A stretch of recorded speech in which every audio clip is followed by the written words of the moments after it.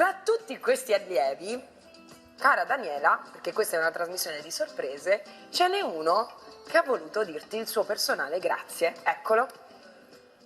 Ho avuto la fortuna di conoscere Dada durante tale quale show, perché è stata la mia super vocal coach, e da lì è nata un'amicizia, è nato un rapporto umano. Dada è una persona sulla quale contare a livello affettivo. Dadina, ormai siamo inciampati l'uno dentro l'anima dell'altro. Mando un saluto anche a Bianca e hashtag giù le mani dal telecomando. Grande Valerio! Grande! Ma hashtag giù le mani da Valerio Scanu! Che sorpresona, ma...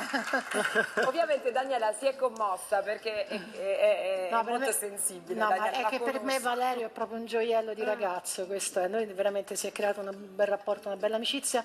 Lui è un vero talento, di quelli che Sì, purtroppo assolutamente. non è, secondo me, supportato, diciamo, da questo Ma la vita, bailando. Però, guarda, Daniela, è una giostra che va, questa vita che